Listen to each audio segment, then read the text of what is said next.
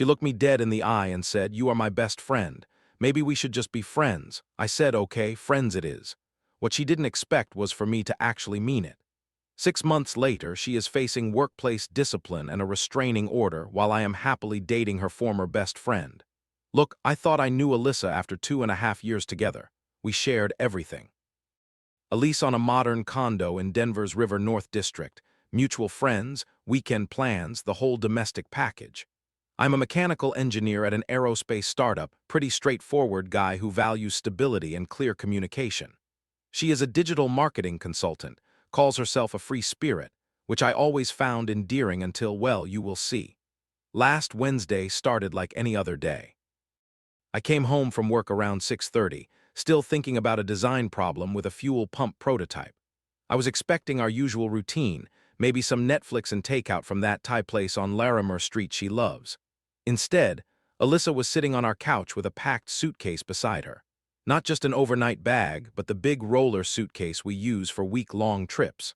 My stomach dropped before she even opened her mouth. "We need to talk," she said. Those 4 words never lead anywhere pleasant. I set my work bag down carefully, buying myself a few seconds to prepare for whatever was coming. She launched into this whole speech about how she loves me but isn't in love with me anymore. How I am her best friend and she doesn't want to lose that connection. How maybe we should transition to just being friends because our relationship feels more like a comfortable friendship anyway. She said she had been thinking about this for months, that she needed space to figure out what she really wants from life. The whole time, she kept fidgeting with her phone case, this nervous habit she has when she is trying to control a situation. I sat there on the arm of our leather chair, the one we bought together at that furniture warehouse sale, and I just listened. I noticed she had already taken down the framed photo of us from Telluride off the bookshelf. Small details like that kept jumping out at me while she talked. The gap where our photo used to be. The way her suitcase was positioned right by the door, like she wanted a quick exit. I just nodded and said, "Okay, friends it is." The relief on her face was immediate and intense. She actually smiled, this bright, surprised smile like I had just given her an unexpected gift. She started talking rapidly about how mature we both are, how this proves we really care about each other, how not many couples can do this. She mentioned staying with her best friend Jenna, just for a while until she finds her own place. Nothing permanent, just temporary. She made it sound like we were embarking on some enlightened new phase of our relationship instead of ending it. Here is the thing. I meant what I said. If Alyssa wanted to be friends, I was going to treat her exactly like I treat my other friends. Nothing more, nothing less. I think she expected me to fight for the relationship or beg her to reconsider. Maybe she thought I would be devastated and spend weeks trying to win her back, sending long emotional texts at 2 in the morning, showing up with flowers and apologies. Instead, I helped her carry her suitcase to her car and wished her well. I even held the door open while she loaded her bags into the trunk of her silver Honda. The next morning, I woke up alone for the first time in over 2 years. The condo felt bigger, quieter. I made coffee for 1 instead of 2. Then I started implementing what I later came to call the friendship protocol. First, I removed her from all our shared apps and subscriptions. Netflix, Spotify, grocery delivery, Amazon Prime, all of it. Friends don't typically share streaming services unless they are really close friends, and we were just starting this friendship, so it seemed premature. I changed all the passwords, updated the billing information, and sent her a polite text letting her know she would need to set up her own accounts. Very friendly, very practical. I stopped texting her daily updates about my day. I realized I don't text my other friends about random work stuff or what I had for lunch, so why would I text her? When she left her laptop at the condo that first weekend, I dropped it off at her office reception instead of driving to Jenna's place. That is what I would do for any friend. Handle it efficiently without going out of my way. I also updated my emergency contacts at work, removed her access to my apartment building's guest list, and canceled the joint cell phone plan we had shared. Each action was logical, methodical, exactly what you would do when transitioning from a romantic relationship to a friendship. Nothing vindictive, just practical boundary setting. By Thursday evening, my phone lit up with a text from her. "Why are you being so distant? I thought we were going to stay close." I was sitting at my desk at work, finishing up some calculations when the message came through. I replied during my break. Just being friendly. Exactly what you asked for. Friday night changed everything. She showed up at the condo unannounced around 8 o'clock with a bag of laundry. Apparently, Jenna's building doesn't have washers and dryers in unit, and the laundromat is expensive. She let herself in with her key like nothing had changed, like she still lived there. I was on the couch reviewing some technical drawings when I heard the door open.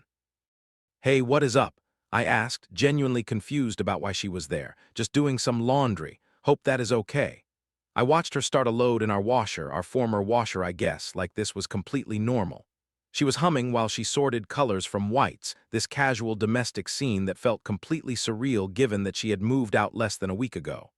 "Actually, this feels a bit weird," I said, standing up from the couch. "I don't typically let friends use my apartment when I am not expecting them." She turned around and the hurt on her face looked genuine. "I thought you said we could be friends." "We are friends. But friends usually ask before coming over, and they definitely don't have keys to each other's places unless there is a specific reason." The conversation got awkward fast. She accused me of being cold and punishing her for being honest about her feelings. I explained that boundaries aren't cold, they are just clear. Healthy friendships have boundaries. She said I was being deliberately difficult, that I was trying to hurt her by withdrawing support she needed. I pointed out that doing her laundry wasn't a friendship obligation, it was a girlfriend privilege she had voluntarily given up. She left without finishing the wash cycle, and I heard her crying in the hallway. Part of me felt terrible, but a bigger part of me knew this was necessary. That weekend, I had the locks changed. It cost me $200 and took the locksmith about 40 minutes. I mailed Alyssa a polite note explaining that I was reclaiming my space, but she was welcome to coordinate pickups for any remaining items she had left behind. I included a list of her stuff that was still in the condo. Some clothes in the back of the closet, a few books on the shelf, her electric toothbrush in the bathroom. This is where things started getting really weird, Reddit. Really, really weird. Monday morning, I got a text from Marcus, one of our mutual friends. "Dude, Alyssa is telling people you kicked her out with no warning and changed the locks to keep her away from her stuff. Just wanted you to know what she is saying."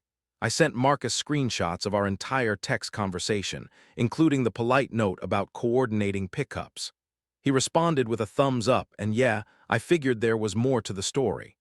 Tuesday, she showed up at my office building. Not inside because she would need a badge for that, but in the lobby. She was sitting in one of those modern, uncomfortable chairs they have near the elevator banks, scrolling through her phone like she was waiting for someone. When I came down to grab lunch, there she was.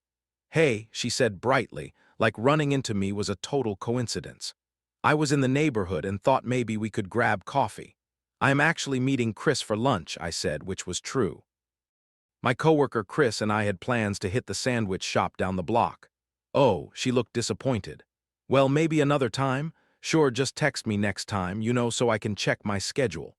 Chris noticed her watching us leave the building. "Dude," he said once we were outside, "your ex is basically stalking you." "She is not stalking, she is just being friendly."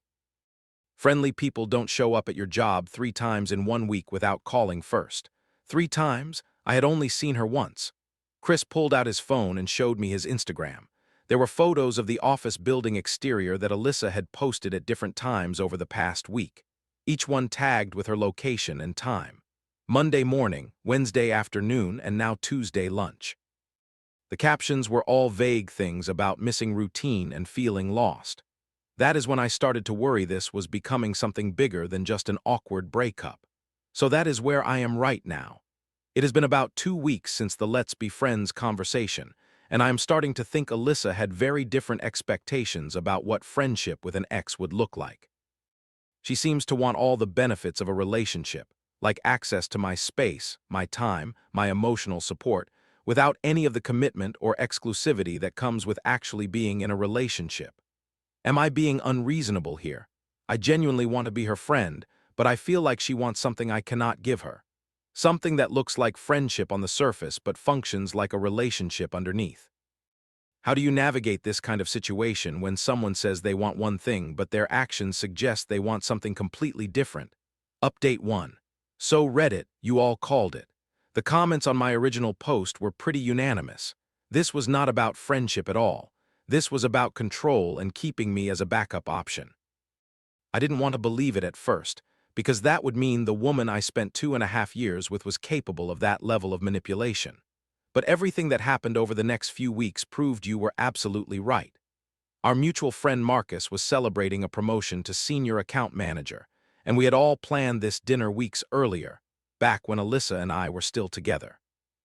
It was at this nice steakhouse in Lodhu, the kind of place where you need a reservation and the menu doesn't list prices. About 15 of us from our friend group were going, and canceling would have been awkward for everyone.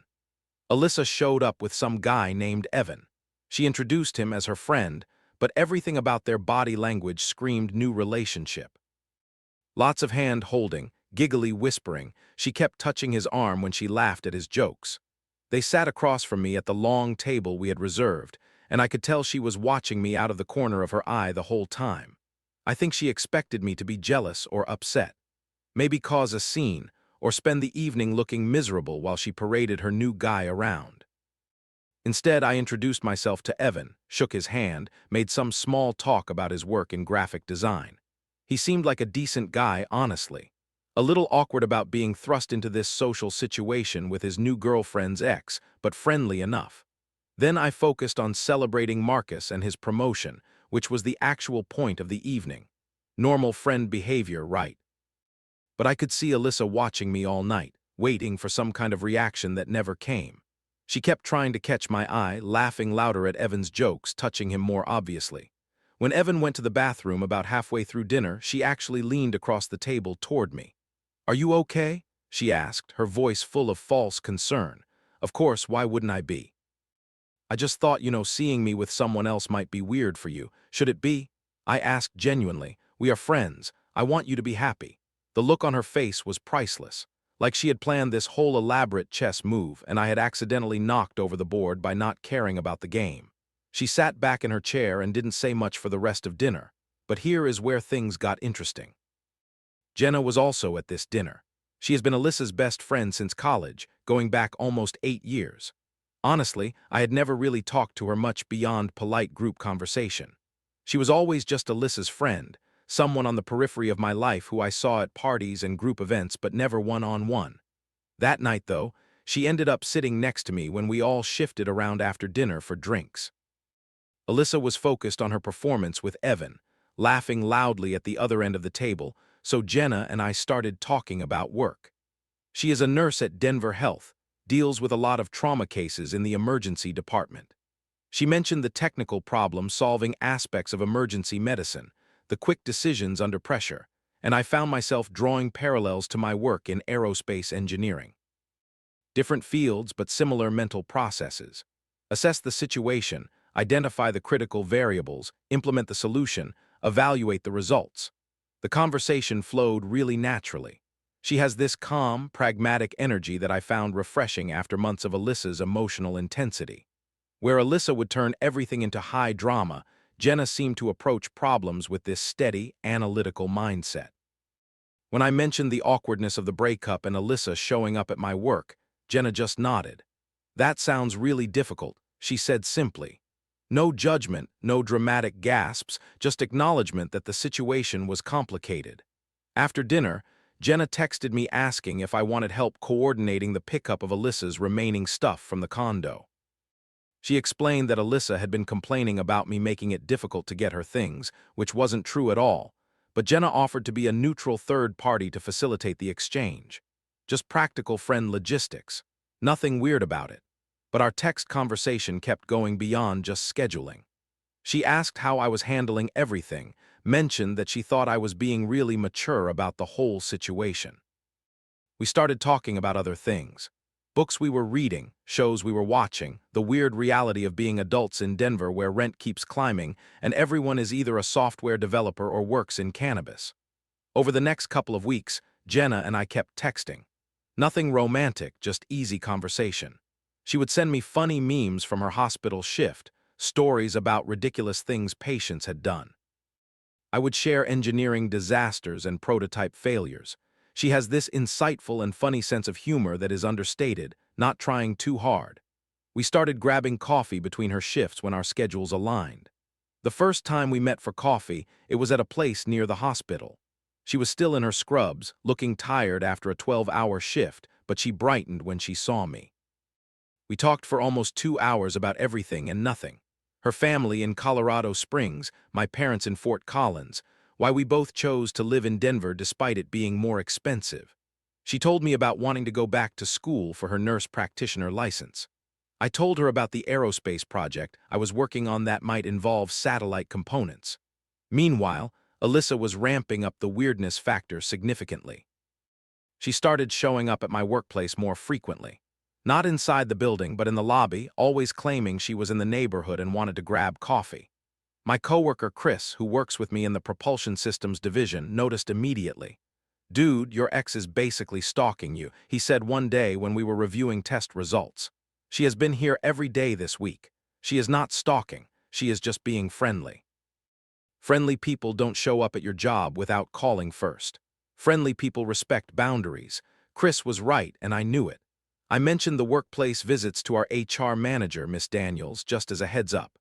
I framed it casually, just wanted to let you know my ex-girlfriend has been hanging around the lobby, not causing problems, but thought you should be aware. Miss Daniels was not amused. "If she is not an employee and she is not here for business, she cannot be hanging around the lobby," she said firmly. "We have security protocols for a reason. We will need to ask her to leave if this continues." Sure enough, the next week Alyssa appeared again. This time, Miss Daniels politely but firmly explained that she needed to conduct any personal business off company property. I wasn't there for this conversation, but I heard about it from our building security guard, who said Alyssa had argued for almost 10 minutes about how she had every right to be in a public lobby. I got a furious text that evening while I was at the grocery store. "I cannot believe you got me kicked out of your building. I was just being nice." I responded while standing in the produce section, trying to remember if I needed bell peppers. "I didn't get you kicked out. I mentioned to HR that you had been visiting frequently and they explained their policy. It is just workplace boundaries. Everything is boundaries with you now. You have changed." I stared at that text for a long moment, standing there with my shopping cart half full of groceries I would only be cooking for myself. She was right. I had changed. I had started enforcing basic relationship boundaries that I had apparently been too accommodating to maintain before. Boundaries I should have been enforcing all along. The real drama started when Jenna invited me to a charity event her hospital was hosting. It was a fundraiser for their trauma unit, a formal dinner and auction at one of the hotels downtown. Nothing romantic about the invitation. She needed a +1 and thought I might enjoy supporting a good cause. I said yes because it sounded fun and I wanted to support her work. We had a great time. Jenna looked amazing in this deep blue dress that made her eyes stand out. We danced a little, laughed a lot, bid on a few auction items. At one point, she introduced me to some of her colleagues from the hospital, and I found myself enjoying the social interaction in a way I hadn't in months. No walking on eggshells, no wondering if I was saying the wrong thing, just easy, comfortable conversation. She posted a few pictures on Instagram, just normal social media stuff. One of us at our table, another of the whole hospital team, a silly selfie we took during the dancing portion of the evening. Within an hour of her posting, my phone started buzzing with texts from Alyssa. "Are you freaking kidding me right now?" "What?" I responded, genuinely confused. "You are dating my best friend? I'm not dating anyone. I went to a charity event." "Don't lie to me, Samuel. I saw the pictures. You were all over each other." I looked at the photos again. We were standing next to each other, smiling, looking like two people having a good time at a formal event. Nothing inappropriate, nothing that suggested more than friendship. "Jenna invited me to support her hospital fundraiser," I typed back. "We had fun. That is what friends do. You cannot date my best friend. That is completely inappropriate." And here is where I finally understood what was happening. Everything clicked into place. The showing up at my work, the performance with Evan at dinner, the constant texts checking in on me. This wasn't about friendship. This was about keeping me in orbit while she figured out what she wanted. "Alyssa," I typed carefully, "we are all friends. Remember, isn't that what you wanted? For us to be friends so we could all stay close." The silence on the other end lasted so long I thought the call had dropped. Then 3 dots appeared, disappeared, appeared again. "That is not what I meant, and you know it." "I actually don't know it," I responded. You said you wanted to be friends. Jenna is your friend. I'm becoming friends with Jenna. Sometimes friends hang out together. That is how friendship works. She called me immediately. I could hear her breathing hard on the other end like she had been crying or was about to start. You know exactly what you are doing, she said, her voice tight with anger. You are trying to hurt me. I am not trying to hurt you. I am trying to move forward with my life. You were the one who wanted to break up. You were the one who said we should be friends. I am doing exactly what you asked. Not like this. Then tell me how, Alyssa. Tell me exactly what you expected from this friendship arrangement. Because from where I am standing, it seems like you wanted me to stay single and available while you figured out if you could find someone better.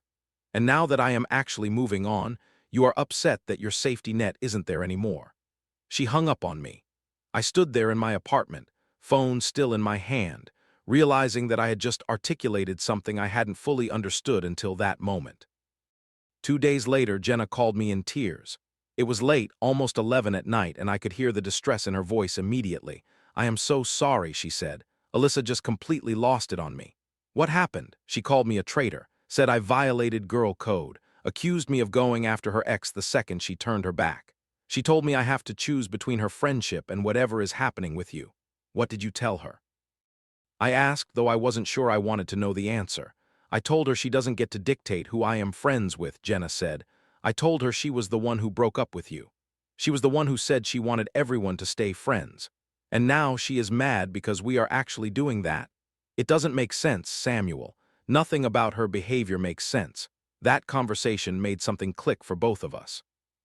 We started seeing each other more intentionally after that. Not because we were trying to hurt Alyssa, but because we genuinely enjoyed each other's company, and we weren't going to let her manipulate our friendship into something we had to hide or feel guilty about. Our first official date was at a small Italian restaurant in Capitol Hill. Nothing fancy, just good food and good conversation. Jenna told me about growing up with 3 brothers, how she learned to be tough and direct because subtlety didn't work in her family. I told her about being an only child, how I learned to be self-sufficient and maybe a little too accommodating of other people's needs. I think I understand now what you meant in the comments about this being a test, I said while we were sharing tiramisu. Alyssa didn't actually want to be friends. She wanted to keep me on an emotional leash while she figured out what she wanted. The friends thing was supposed to be a safety net where she could still have my attention and support without any commitment on her part. But you called her bluff, Jenna said, without even realizing it was a bluff. Exactly. And now she is panicking because her safety net turned into actual boundaries. She can't have it both ways anymore. Jenna reached across the table and took my hand. I am really glad you are a boundaries person now. The story gets crazier from here, but this update is already getting long. I will write more soon about what happened when Alyssa completely lost it and started doing things that crossed every legal and ethical line I can think of. Update 2. When we left off, Alyssa was furious about me attending a charity event with Jenna. What I didn't mention was that this marked the beginning of what I can only describe as a calculated campaign to destroy both my reputation and my budding relationship with Jenna. It started subtle and escalated to genuinely frightening territory. The workplace harassment escalated dramatically. Remember how she had been showing up in my company lobby? Well, after HR banned her from the building, she started waiting in the parking lot. Just sitting in her car when I arrived in the morning or left at night. Not approaching me, not saying anything, just there. Watching. My coworker Chris was the first to notice. We were leaving work together one evening, talking about a propulsion test that had gone wrong when he suddenly stopped walking. Dude, he said quietly, there is a silver Honda that has been in the visitor section every day this week. Same spot, same time. Same license plate. I looked out across the parking lot and sure enough, there was Alyssa's car. She had positioned it so she could see the main entrance but wasn't technically on company property. The parking lot belonged to the office complex, not specifically to our company. A legal gray area. Miss Daniels, our HR manager, was not having it when I reported this new development. I showed her the photos Chris and I had taken over the course of the week, each time-stamped, showing her car in the same spot day after day. This is escalating into stalking behavior, she said, her voice serious. We are documenting these incidents, and if she steps foot on company property again, we are filing a formal complaint with the police. I need you to start keeping a detailed log. Times, dates, locations, any interactions. I started carrying a small notebook, writing down every sighting. Tuesday, 6:15 a.m., silver Honda in visitor parking. Wednesday, 5:45 p.m., same location. Thursday, 6:30 a.m., followed me for 3 blocks before turning off. It felt paranoid but also necessary. The same week, something really disturbing happened with our shared technology. Remember how I had removed Alyssa from all our shared accounts? Well, apparently I had missed something. We had set up a shared iCloud account years ago for photo sharing, back when we first moved in together. I had completely forgotten about it because we mostly used it for vacation photos and random snapshots. Alyssa had accessed my text messages through that account and screenshot private conversations between me and Jenna. Not just recent stuff either. She went back weeks to find anything that could be taken out of context. Then she compiled these screenshots into a document, added her own commentary about how I was emotionally manipulating Jenna, how our relationship was built on lies and betrayal, how I had probably been cheating on her with Jenna all along. She sent this document to our entire mutual friend group. 23 people got this email on a Thursday morning, including people I worked with, people from college, even some of Jenna's friends from nursing school. Here is the thing that made this backfire spectacularly. The messages she leaked actually made both Jenna and me look really good. The conversations showed Jenna expressing genuine concern about whether getting closer to me would hurt Alyssa. They showed me being clear that I wouldn't pursue anything romantic until I was certain Alyssa was completely out of the picture emotionally. They showed both of us trying to be respectful and ethical about a complicated situation. Our friends rallied around us instead of turning against us. Marcus, who had hosted that promotion dinner, actually called me the day the email went out. "Samuel, I need to apologize to you," he said. "We have all known for years that Alyssa can be manipulative, but we didn't want to say anything because she was your girlfriend. This email, though, this crosses every line. She is trying to turn people against you and Jenna, and it is disgusting." He told me that several people in our friend group had already confronted Alyssa about the inappropriate email. She had apparently doubled down, insisting that she was just trying to protect people from my deceptive behavior. That same day, I got more calls. Sarah, who had known Alyssa since high school, called to tell me something that explained so much. "Samuel, I need to tell you something Alyssa confessed to me the week after you two broke up," she said, her voice hesitant. "She told me the whole let's be friends thing was a test. She wanted to see if you would fight for the relationship.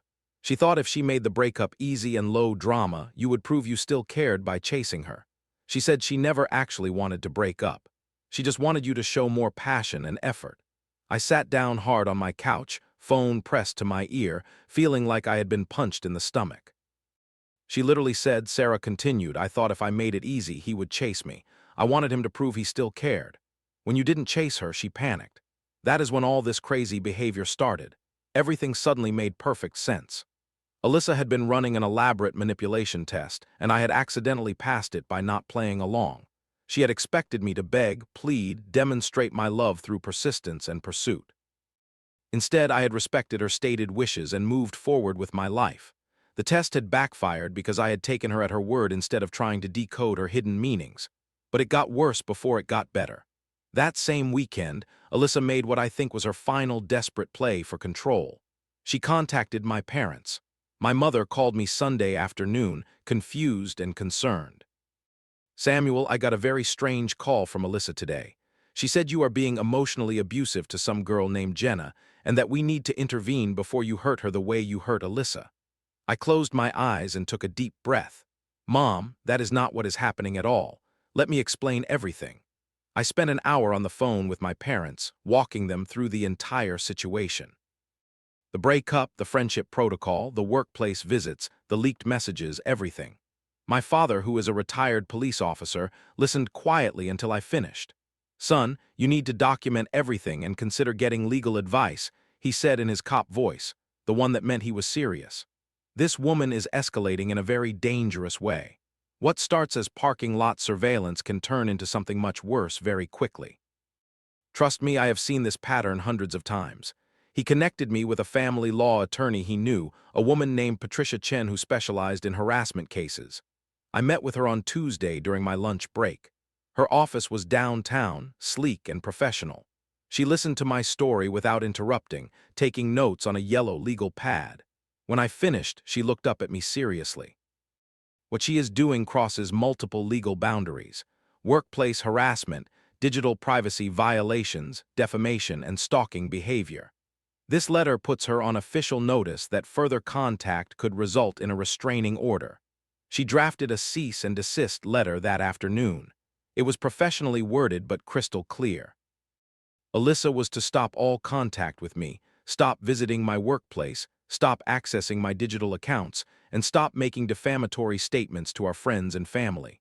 The letter referenced specific Colorado statutes about harassment and made clear that further violations would result in legal action. We sent the letter on a Thursday. By Friday afternoon, Alyssa had violated it. She showed up at Jenna's hospital during her shift, demanding to speak with her.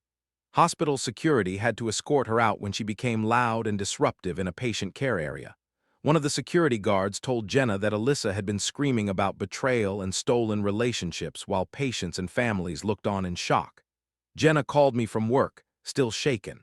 "I have never seen her like that," she said. She looked completely unhinged, Samuel.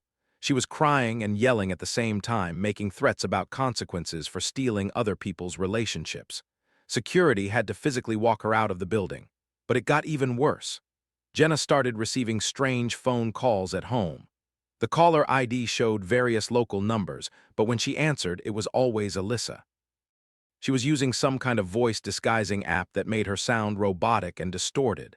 The messages were vague but threatening. "You will regret this. There are consequences for betraying someone. You think you are safe, but you are not." Jenna reported this to both hospital security and local police. The officer who took her statement explained that using technology to harass someone is a felony in Colorado. They opened a case file and started tracing the numbers Alyssa had been calling from. That same weekend, Alyssa made what I think was her final desperate play for attention.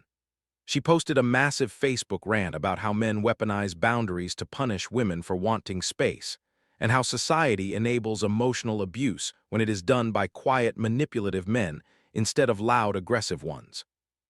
The post was several paragraphs long, barely coherent, and tagged not only me and Jenna, but also our workplaces, our mutual friends, and even some of our family members. The post included screenshots from private conversations, taken out of context, along with her own narrative about how I had systematically destroyed her mental health by refusing to fight for our relationship. She called me a covert narcissist who used therapy language to gaslight and control. She said Jenna was a snake who pretended to be her friend while stealing her partner. It was unhinged and public and completely unprofessional. Here is where karma really kicked in.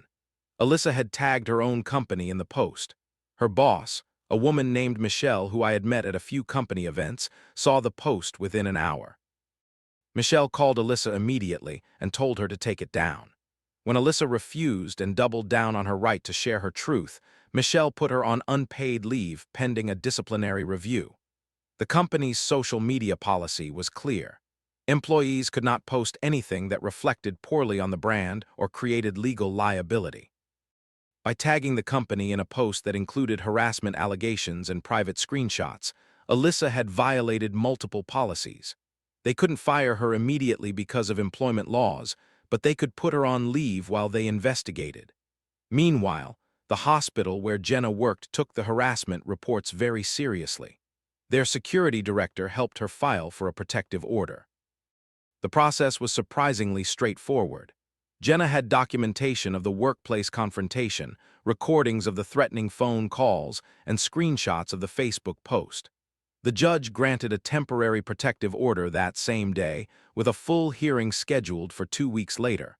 I went with Jenna to that hearing. We sat in a courtroom that looked nothing like TV courtrooms, just a small room with benches and a desk where the judge sat. Alyssa was there with a lawyer she had hired, looking nothing like her usual polished self. She was wearing jeans and a wrinkled sweater, her hair pulled back in a messy ponytail, no makeup. She looked exhausted and defeated. The judge reviewed the evidence. The hospital security report, the police report about the phone calls, the Facebook post that was still accessible despite Alyssa taking it down because Jenna had screenshot it, the cease and desist letter I had sent through my attorney. Miss Thompson, the judge said, addressing Alyssa, this behavior is unacceptable. You do not have the right to harass someone at their workplace, to make threatening phone calls, or to post defamatory content on social media. I am granting the protective order for a period of 1 year. You are to have no contact with Miss Wilson or Mr. Mitchell. No phone calls, no texts, no social media contact, no third-party contact. If you violate this order, you will be arrested. Alyssa started crying. The judge was unmoved.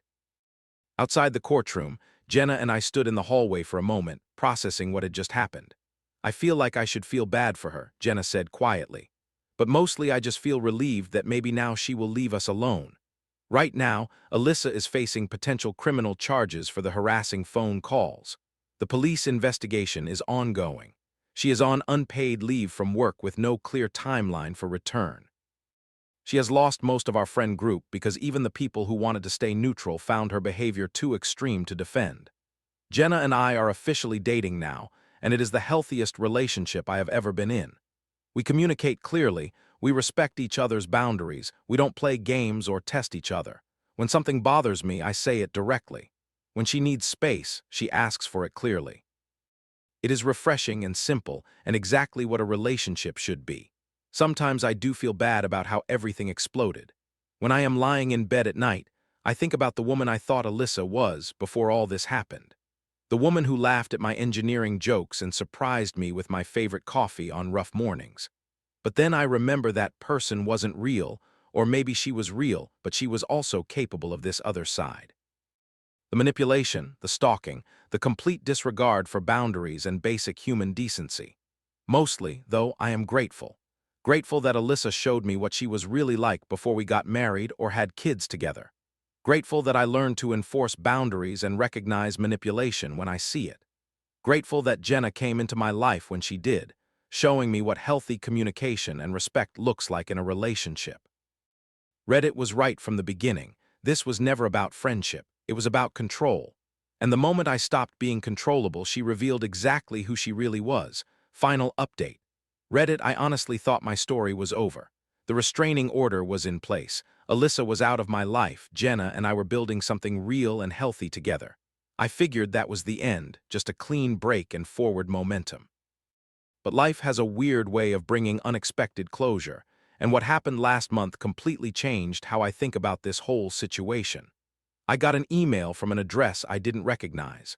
The subject line said final communication. The sender was listed as a law firm I had never heard of, Chen and Associates, which made me immediately nervous. I assumed it was some kind of legal follow-up to the harassment case.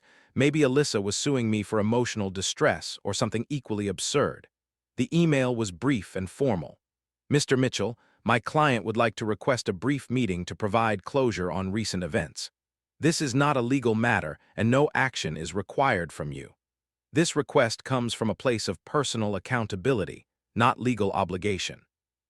If you are willing to meet, please respond with your availability. The attorney can be present if that would make you more comfortable. I stared at that email for a solid 5 minutes, trying to figure out what Alyssa was playing at now. My first instinct was to delete it and move on, but curiosity got the better of me. I forwarded the email to my attorney, Patricia, asking what she thought. She called me within an hour. It sounds like she might be in some kind of intensive therapy program, Patricia said. Sometimes court-ordered counseling or workplace-mandated treatment includes steps where people take accountability for their actions. If you want to meet her, I recommend doing it in a public place with clear exit routes. And keep your phone recording the whole time, just in case. I was curious enough to agree, but I set strict parameters. A busy coffee shop in downtown Denver during the lunch hour, plenty of witnesses, easy to leave if things went south. I told Jenna about it that night while we were making dinner in the apartment we now shared. "Are you sure you want to do this?" she asked, chopping vegetables for a stir-fry. "You don't owe her anything, I know," I replied. "But I think I need to hear whatever she wants to say. For my own closure, not hers." The meeting was set for a Wednesday at noon. I arrived 15 minutes early, picking a table near the window where I could see the door. My phone was in my pocket, recording app already running. When Alyssa walked in, I almost didn't recognize her. She was thinner, noticeably so. Her face looked drawn, and she was wearing minimal makeup, just some concealer under her eyes. She was dressed simply in jeans and a plain blue sweater, nothing like the carefully curated outfits she used to spend hours planning. Her hair was pulled back in a low ponytail, and she looked smaller somehow, more fragile, like a deflated version of the person I used to know. She spotted me and walked over slowly, hesitantly, like she wasn't sure I would stay. I gestured to the chair across from me but didn't stand up or offer any warmth beyond basic acknowledgement. "Thank you for coming," she said quietly, sitting down carefully. "I know you had no reason to trust that this wouldn't be another mess. I appreciate you giving me this chance. So why am I here, Alyssa?" She took a deep breath and looked directly at me for the first time since sitting down. "I am in therapy now. Intensive therapy. My job put me on mandatory leave and required counseling before I can return. I have been going 3 times a week for the past 2 months. My therapist specializes in personality disorders and relationship trauma." She pulled out a folded piece of paper from her purse, then seemed to think better of it and put it back. "I wrote you a letter," she said. "Pages and pages, explaining everything, apologizing, trying to make you understand. But then I realized sending it would just be another way of forcing you to deal with my emotions without your consent. So I asked my therapist if I could say this in person instead, just once, and then leave you alone forever." I nodded for her to continue, keeping my face neutral. "Samuel, I need you to know that I understand now what I did to you, what I did to Jenna, what I did to everyone who got caught up in my breakdown. I didn't just break up with you that night on the couch. I tried to trap you in an impossible game where you couldn't win no matter what you did. If you had fought for me, I would have said you weren't respecting my boundaries. When you didn't fight for me, I punished you for not caring enough." Her voice was steady, but I could see her hands shaking slightly around her coffee cup. "The friendship thing wasn't about friendship at all," she continued. "I wanted to keep you emotionally available as a backup plan while I figured out if I could find something better. I wanted you to stay devoted without me offering you anything real in return. That is not friendship. That is manipulation and control, and I did it on purpose." She looked down at her hands, then back up at me. "When you started actually treating me like a friend instead of a girlfriend who wouldn't commit, I panicked. I realized I was losing control of the situation. That is when I started escalating. Every boundary you set felt like rejection, even though I was the one who had created the situation. I convinced myself you were being cruel when really you were just being healthy." The coffee shop noise faded into the background. I sat there listening, watching this woman who had caused me so much pain trying to explain her own psychology. My therapist helped me understand that I have what she calls an anxious attachment style combined with narcissistic tendencies, Alyssa said. "I was raised in a household where love was conditional and manipulative. My mother would threaten to leave my father constantly, then punish him when he didn't chase her. I watched that dynamic my entire childhood, and I learned that love means keeping people off balance, making them prove themselves, testing their commitment through manufactured crises." She wiped at her eyes, though I couldn't see any actual tears. "I did all of that to you. I created a crisis by breaking up with you, then got angry when you respected my decision instead of falling apart. When you started moving on, I escalated because I couldn't handle losing that control. The stalking, the messages to our friends, showing up at your work, all of it was me trying to force you back into a pattern where I had power over your emotions." There was a long silence.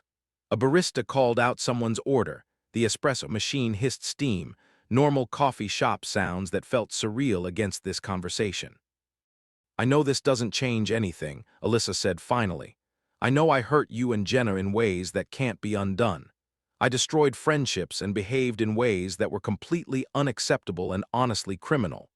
I am not here to ask for forgiveness or to try to fix anything. I just wanted you to know that I finally understand what happened. I was testing your love in the most unfair way possible, and when you passed the test by refusing to play, I lost my mind." She stood up slowly, preparing to leave. But then she turned back, and for just a moment, I saw something genuine in her expression. Something that looked like actual remorse instead of performance. "Jenna is perfect for you, by the way. She is everything I pretended to be but never actually was.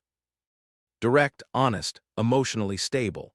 You deserve someone who says what they mean and means what they say. I am working on becoming that person for myself, but it is going to take years of therapy and probably medication. Thank you for being the first person who didn't chase me when I ran away. It forced me to stop running from myself.